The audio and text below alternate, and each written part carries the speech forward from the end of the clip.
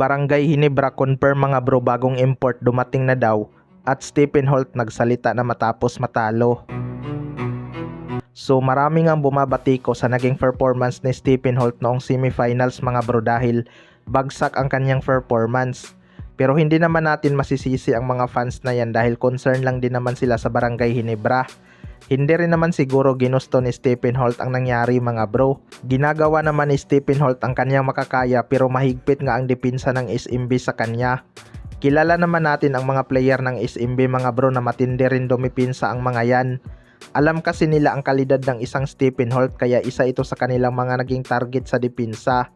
Hindi naman kasi scorer sina Scottie Thompson at Troy Rosario kaya mas nakakagalaw sila ng maayos. Si RJ Barrientos nga at Stephen Holt ang naging priority ng SMB sa kanilang depensa. Wala naman kasing ibang option ang Barangay Hinebra kapag inalat sila sa tres. Unlike noon na pwede silang pumunta kay Sistan sa ilalim. Pero nagsalita na nga itong si Stephen Holt mga bro at humihingi ito ng tawad sa mga fans matapos niyang hindi maibigay ang expectation sa kanya. Hindi naman gusto ni Stephen Holt ang nangyari mga bro. Sadyang alam lang talaga ng SMB kung paano limitahan ang Barangay Hinebra. Di bali na umi-score ang iba, wag lang uminit si RJ Barrientos at Stephen Holt dahil mahirap ngang pigilan ang dalawang yan kapag uminit beyond the arc. Sa kabilang banda naman mga bro, Barangay Hinebra confirm bagong import dumating na daw. Usap-usapan nga sa social media na posibleng sa Meralco Bolts maglalaro si Justin Brownlee sa Commissioner's Cup mga bro kapag pumayag ang Hinebra management.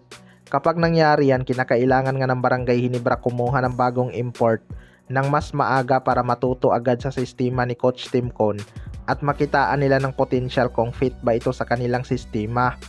Pero ayon nga sa source mga bro, dumating na daw ang kanilang bagong import.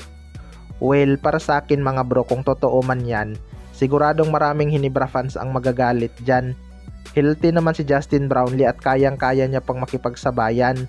Kapag sa Meralco ito maglaro, may kalalagyan talaga ang Barangay Hinebra dahil alam naman natin ang nagiging impact ng isang Justin Brownlee lalo na kapag sa isang contender na team pa napunta, 'di ba? Pero pag-iisipan din muna talaga siguro ng Barangay Hinebra yan kung papayag ba sila dahil magiging sakit sa ulo talaga nila ang Meralco kapag may Justin Brownlee. 90% din ang chance na papasok sa finals ang Meralco pag nagkataon. Pero hindi talaga papayag si Coach Tim Con dyan mga bro. Kay Justin Brownlee na nga lang nagtitiwala itong si Coach Tim Con simula 2016. Sumubok naman sila ng ibang import noon pero kay Justin Brownlee pa rin ang bagsak.